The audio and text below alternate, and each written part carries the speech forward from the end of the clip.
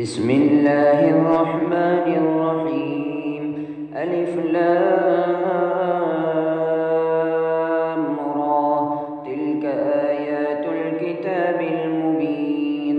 إنا أنزلناه قرآنا عربيا لعلكم تعقلون.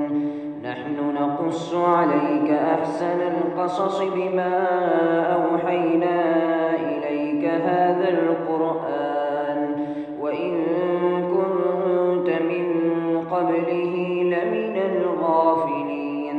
إذ قال يوسف لأبيه يا أبت إني رأيت 11 كوكبا والشمس والقمر رأيتهم لي ساجدين. قال يا بني لا تقصص رؤياك على إخوتك فيكيدوا لك كيدا إن الشيطان للإنسان عدو مبين. وكذلك يجتبيك ربك ويعلمك من تأويل الأحاديث ويتم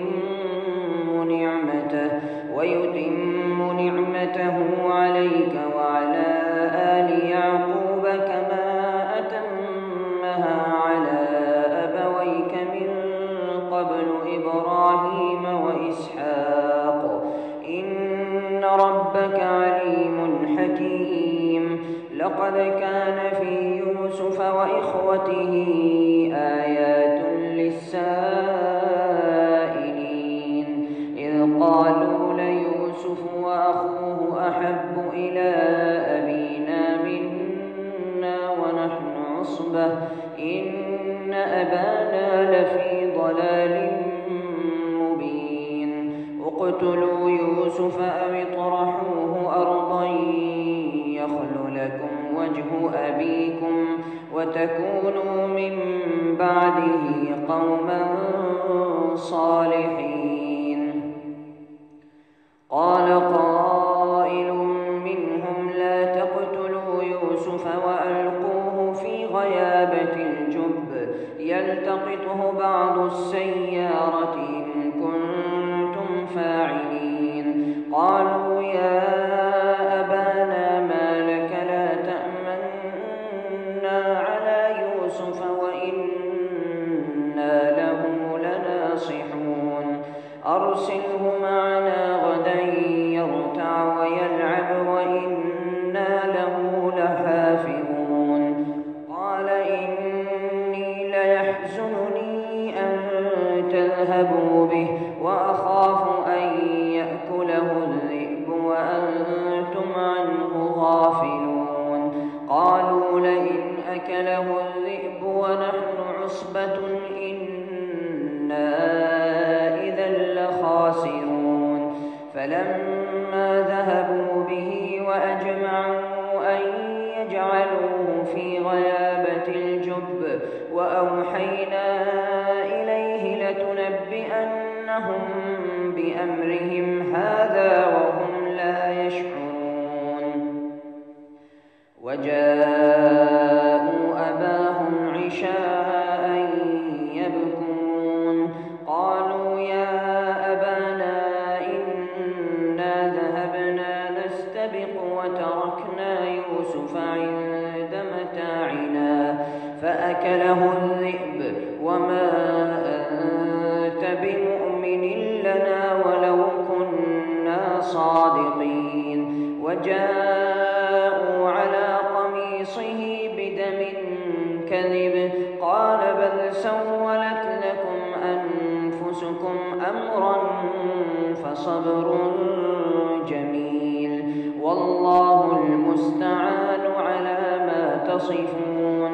وجاءت سيارة فأرسلوا واردهم فأدلى دلوه قال يا بشرى هذا غلام وأسروه بضاعة والله عليم بما يعملون.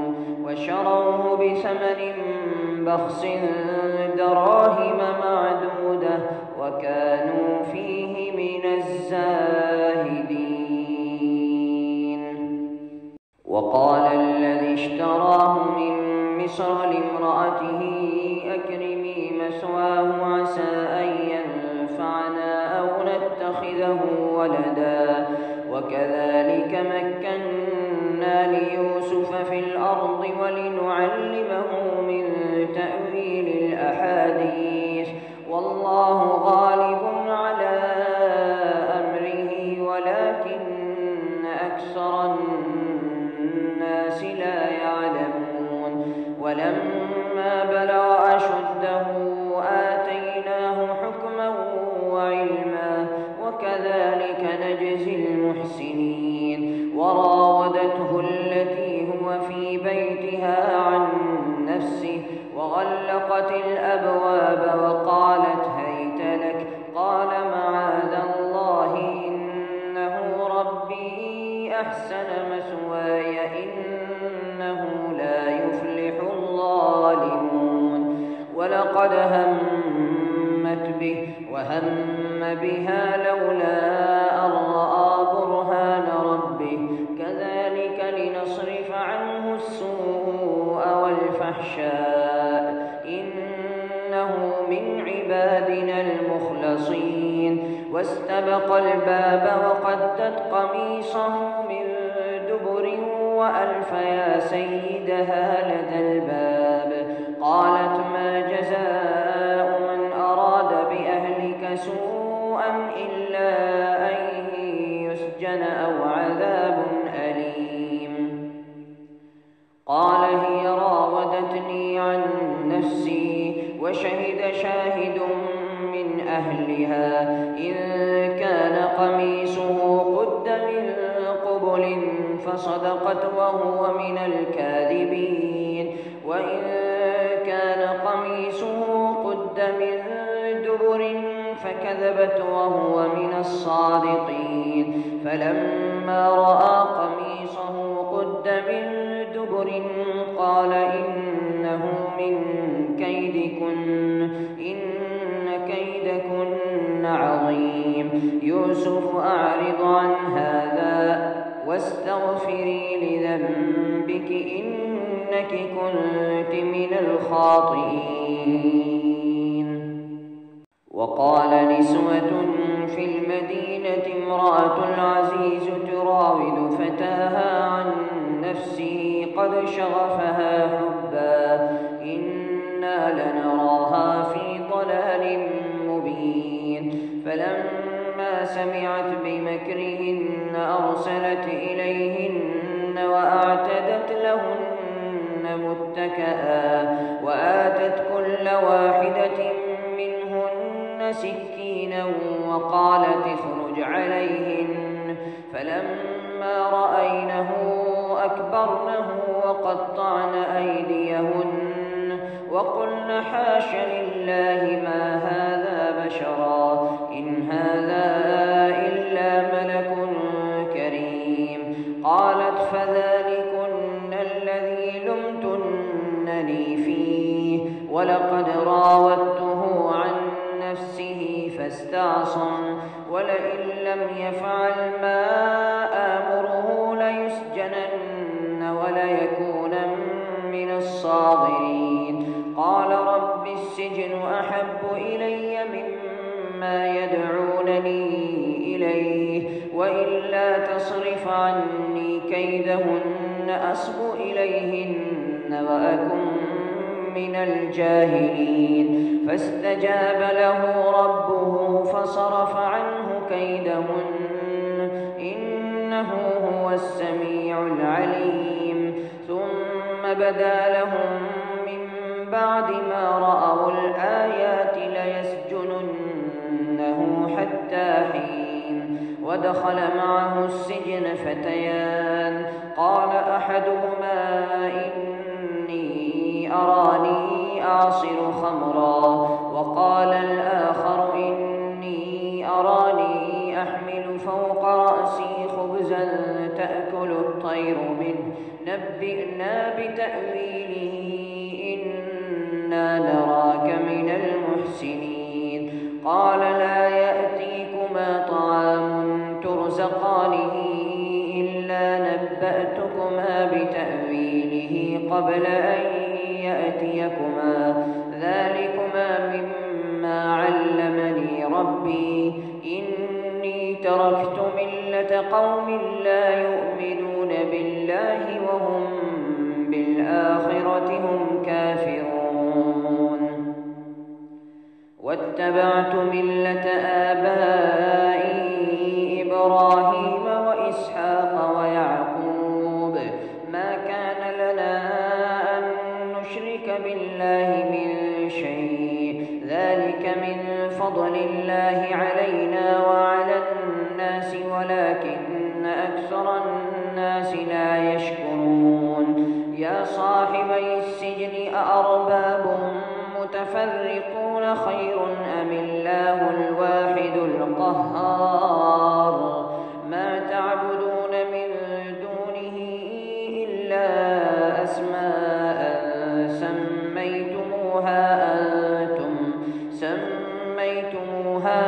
أنتم وآباؤكم ما أنزل الله بها من سلطان إن الحكم إلا لله أمر ألا تعبدوا إلا إياه ذلك الدين القيم ولكن أكثر الناس لا يعلمون يا صاحبي السجن أما أحدكما فيسقي ربه خمرا وأما الآخر فيصلب فتأكل الطير من رأسه قضي الأمر الذي فيه تستفتيان وقال للذي ظن أنه ناج منهما اذكرني عند ربك فأنساه الشيطان ذكر ربه فلبث في السجن بضع سنين وقال الملك إني أرى 7 بقرات سمان يأكلهن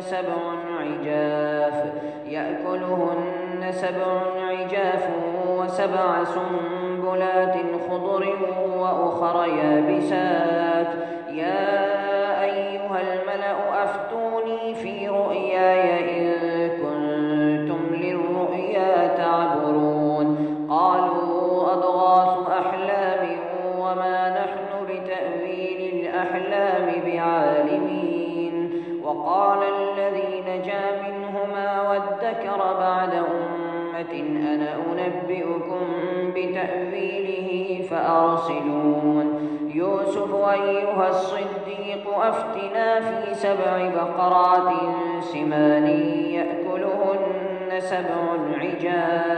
يأكلهن 7 عجاف و7 سنبلات خضر وأخر يابسات لعلي أرجع إلى الناس لعلهم يعلمون قال تزرعون 7 سنين دأبا فما حصدتم فذروه في سنبله إلا قليلا مما تأكلون ثم يأتي من بعد ذلك 7 شداد يأكلن ما قدمتم لهن إلا قليلا مما تأكلون ثم يأتي من بعد ذلك 7 شداد يأكلن ما قدمتم لهن إلا قليلا مما تحصنون ثم يأتي من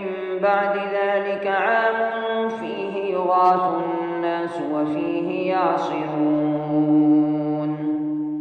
وقال الملك ائتوني به فلما جاءه الرسول قال ارجع إلى ربك فاسأله ما بال النسوة اللاتي قطعن أيديهن إن ربي بكيدهن عليم قال ما خطبكن إذ راوتن يوسف عن نفسه قلن حاش لله ما علمنا عليه من سوء قالت امرأة العزيز الآن حصحص الحق أنا راودته عن نفسه وإنه لمن الصادقين ذلك ليعلم أن الغيب وأن الله لا يهدي كيد الخائنين.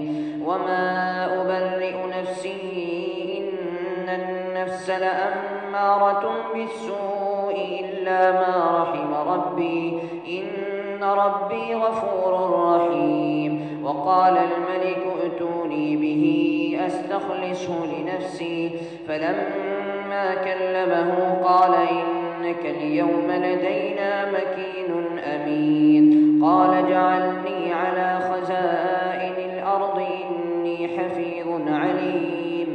وكذلك مكنا ليوسف في الأرض يتبوأ منها حيث يشاء، نصيب برحمتنا من نشاء ولا نضيع أجر المحسنين.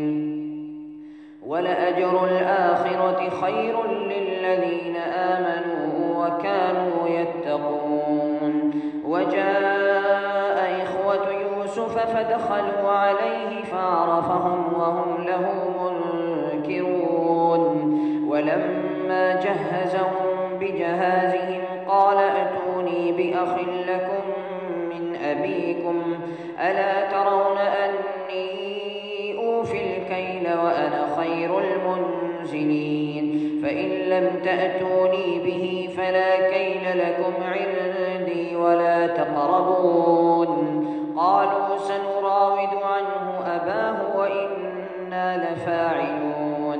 وقال لفتيانه جعلوا بضاعتهم في رحالهم لعلهم يعرفونها إذا انقلبوا إلى أهلهم لعلهم يرجعون. فلما رجعوا إلى أبيهم قالوا يا أبانا منع منا الكيل فأرسل معنا أخانا نكتل وإنا له لحافظون. قال هل آمنكم عليه إلا كما أمنتكم على أخيه من قبل، فالله خير حافظا وهو أرحم الراحمين. ولما فتحوا متاعهم وجدوا بضاعتهم ردت إليهم قالوا يا أبانا ما نبغي، هذه بضاعتنا ردت إلينا ونمير أهلنا ونحفظ أخانا ونزداد كيل بعير، ذلك كيل يسير. قال لن أرسله معكم حتى تؤتون موثقا من الله لتأتنني به إلا أن يحاط بكم. فلما آتوه موثقهم قال الله على ما نقول وكيل. وقال يا بني لا تدخلوا من باب واحد وادخلوا من أبواب متفرقة، وما أغني عنكم من الله من شيء، إن الحكم إلا لله، عليه توكلت وعليه فليتوكل المتوكلون. ولما دخلوا من حيث أمرهم أبوهم ما كان يغني عنهم من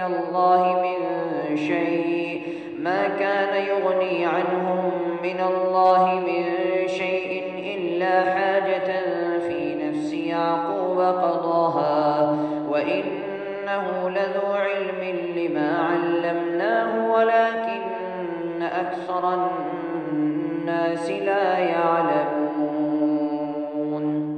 ولما دخلوا على يوسف آوى إليه أخاه قال إني أنا أخوك فلا تبتئس بما كانوا يعملون. فلما جهزهم بجهازهم جعل السقاية في رحل أخيه، ثم أذن مؤذن أيتها العير إنكم لسارقون. قالوا وأقبلوا عليهم ماذا تفقدون؟ قالوا نفقد صواع الملك ولمن جاء به حمل بعير وأنا به زعيم. قالوا تالله لقد علمتم إنما جئنا لنفسد في الأرض وما كنا سارقين. قالوا فما جزاؤه إن كنتم كاذبين. قالوا جزاؤه من وجد في رحله فهو جزاؤه كذلك نجزي الظالمين.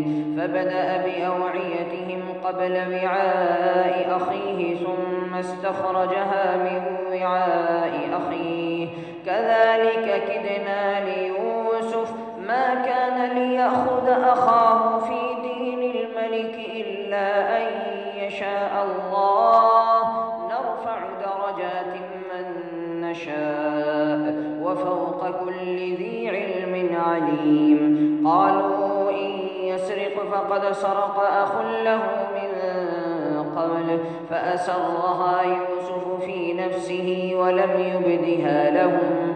قال أنتم شر مكانا والله أعلم بما تصفون.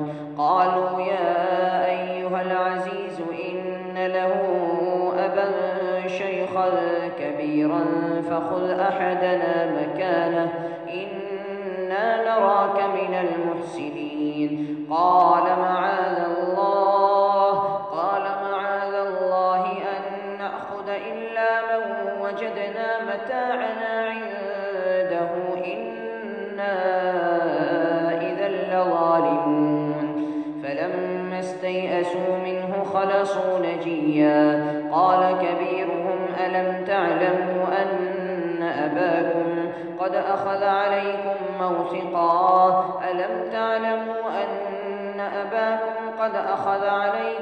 موثقا من الله ومن قبل ما فرطتم في يوسف فلن أبرح الأرض حتى يأذن لي أبي أو يحكم الله لي وهو خير الحاكمين. ارجعوا إلى أبيكم فقولوا يا أبانا إن ابنك سرق وما شهدنا إلا بما علمنا وما كنا للغيب حافظين.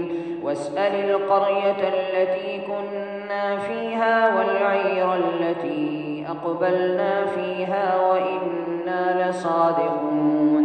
قال بل سولت لكم أنفسكم أمرا فصبر جميل عسى الله أن يأتيني بهم جميعا إنه هو العليم الحكيم.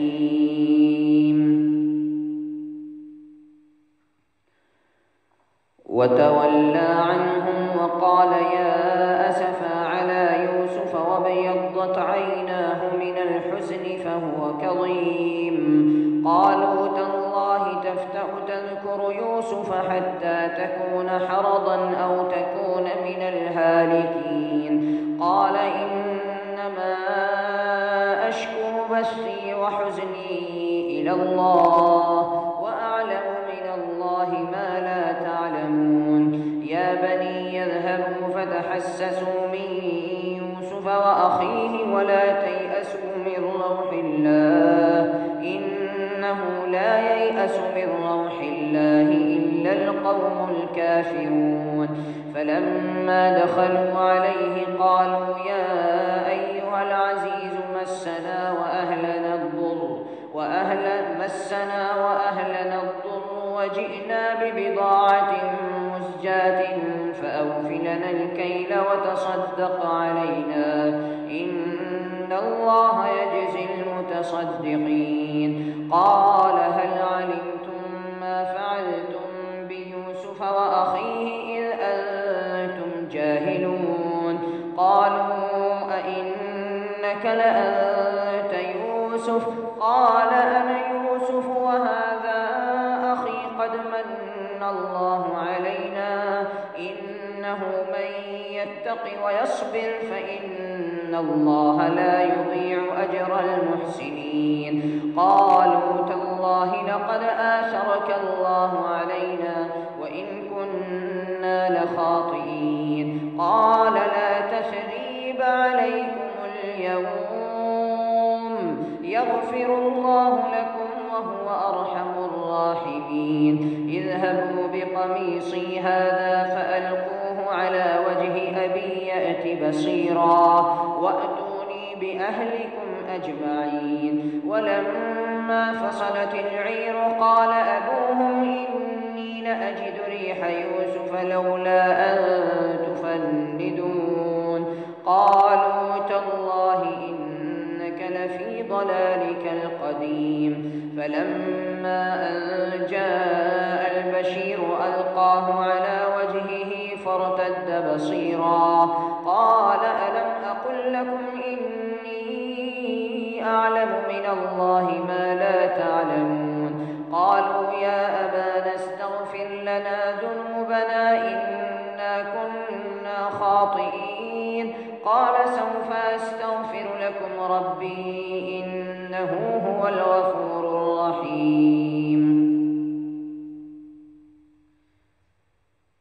فلما دخلوا على يوسف آوى إليه أبويه وقال ادخلوا مصر إن شاء الله آمنين ورفع أبويه على العرش وخروا له سجدا وقال يا أبت هذا تأويل رؤياي من قبل قد جعلها ربي حقا وقد أحسن بي إذ أخرجني من السجن وجاء بكم من البدو من بعد أن نزغ الشيطان بيني وبين إخوتي إن ربي لطيف لما يشاء إنه هو العليم الحكيم رب قد آتيتني من الملك وعلمتني من تأويل الأحاديث فاطر السماوات والأرض